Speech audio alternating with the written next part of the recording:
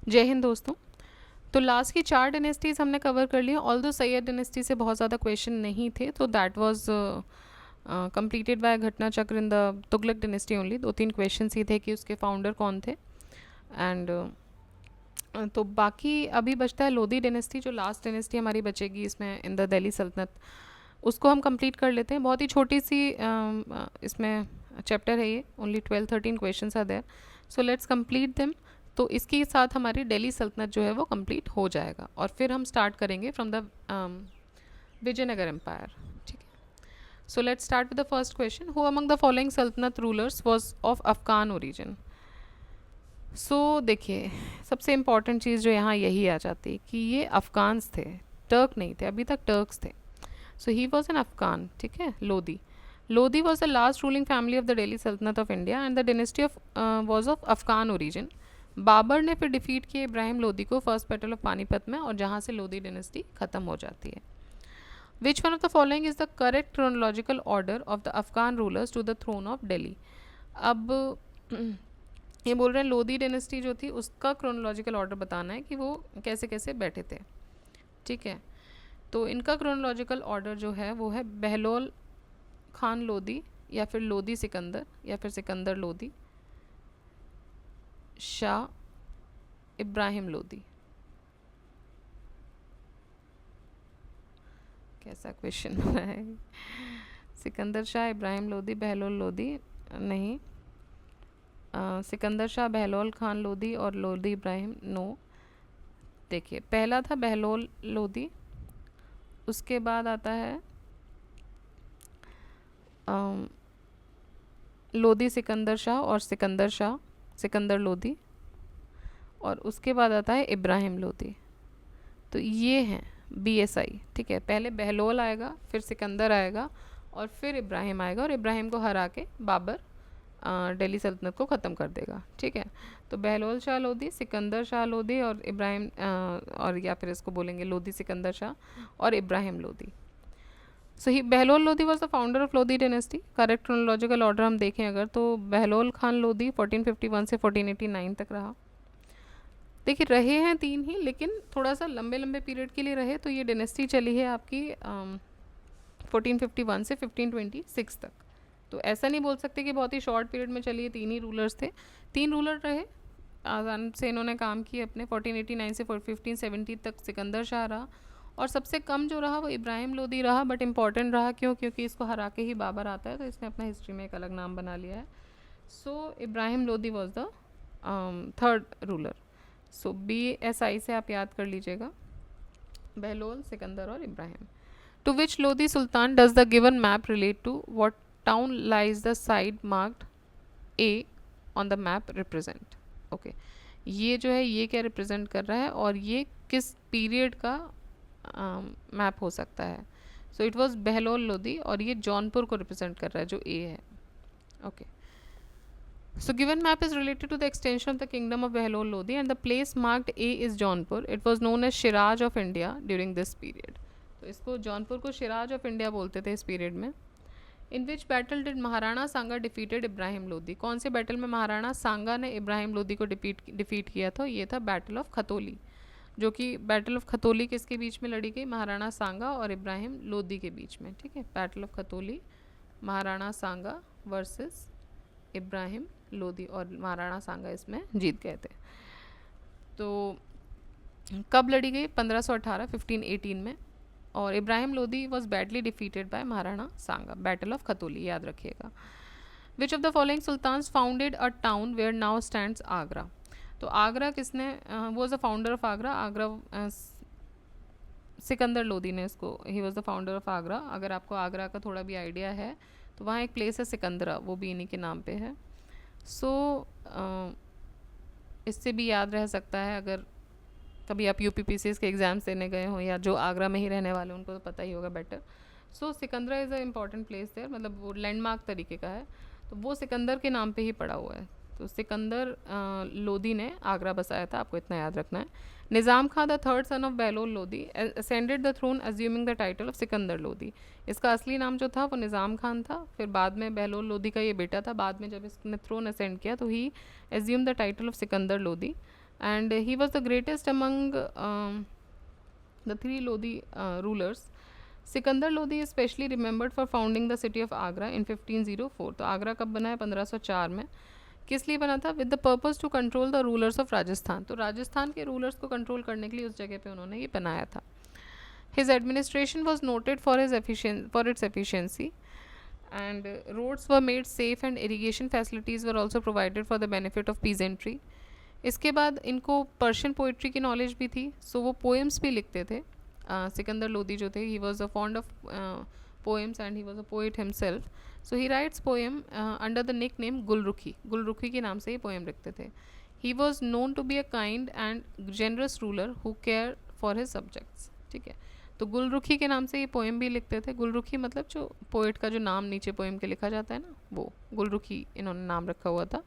And generous leader थे ये among the sultans of this Lodhi dynasty. Next is which medieval sultan has the credit of founding the city of Agra and making it capital of the sultanate? It was Sikandar Lodhi. और main purpose पूछेंगे दिल्ली से आगरा क्यों बनाया? To control the rulers of Rajasthan. Who among the following composed poems with the name Gulrukhi? Sikandar Lodhi. Agra city was founded by Sikandar Lodhi. Who founded Agra city? Sikandar Lodhi. Same questions देखिए अब कितनी बार repeat हो रहे हैं. देखिए, ये देखिए, हाँ ये देखिए, 2 बार यहाँ हो गया. ठीक है, मतलब 2 3 4 5 6 7 8 9 10 बार तो अभी हम रिपीट देख चुके हैं. विच of the following Sultan is known for having abolish the tax on grains? Grains से टैक्स हटाने वाले कौन थे? ये भी सिकंदर लोधी थे.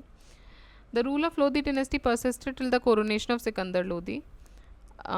He took keen interest in land revenue management. He ordered his nobles to present the details of their expenditure in cases of embezzlement with were severely punished. Okay, जो cases of एम्बेजलमेंट्स थे उनको पनिशमेंट थी. और इसने बोला था कि भाई अपना जो भी आपके जो एक्सपेंडिचर्स वगैरह हो रहे हैं वो आप शो कीजिए. एंड ही इंट्रोड्यूस गज़ सिकंदरी. ठीक है, गज़ सिकंदरी क्या है? For measurement of land. जो गज़ सिकंदरी था वो था मेजरमेंट ऑफ लैंड को बोला गया था, which was later use by Sher Shah Suri and Akbar. तो गज़ सिकंदरी का जो फॉर्मूला था बाद में उसको अकबर और शेरशाह सूरी ने भी यूज़ किया है. और ये है क्या? लैंड मेजरमेंट करने का एक तरीका था. गज में नापते थे इसको. Several grain levies were abolished by him. तो बहुत सारी इन्होंने अच्छी चीज़ें की हैं. क्या किया है कि भाई लैंड रेवेन्यू मैनेजमेंट्स में इन्होंने ही टुक इंटरेस्ट इन दैट. देन इन्होंने अपने नोबल्स को बोला कि भाई जो भी डिटेल्स हैं अपने एक्सपेंडिचर की वो बताइए. अगर कोई एम्बेजलमेंट का केस आ रहा है तो उसको सीवियरली पनिशमेंट भी मिल रहा है. एम्बेजलमेंट का मतलब होता है जनरली जैसे कोई अपना चुरा रहा है आपका. फॉर एग्जांपल इन्होंने अपने नोबल्स को बोला कि भाई अपना एक्सपेंडिचर आपको देखना है. नोबल्स उसमें से कुछ आधा एक्सपेंडिचर अपने पास अपने घर लेके जा रहे हैं, तो it is a kind of stealing या मिसट्रस्ट जो होता है. अगर वैसा कुछ हो रहा है तो सीवियर पनिशमेंट भी देते थे. फिर गज सिकंदरी इंट्रोड्यूस किया इन्होंने. किस लिए किया? For the measurement of land, जिसको लेटर पीरियड में शेरशाह सूरी और अकबर ने भी इस्तेमाल किया था. एंड इसके अलावा बहुत सारे ग्रेन लेवाइज भी एबॉलिश किए गए थे इनके द्वारा. In which order the following dynasties rule Delhi? Select the correct order from the codes given below. Slave, Sayyid, Khalji, Lodhi. तो आपको याद होगा स्लेव डिनेस्टी, देन उसके बाद कौन सी आती है? Khalji dynasty, Tughlaq dynasty, Sayyid dynasty and then Lodhi dynasty. ये क्रोनोलॉजी है. ठीक,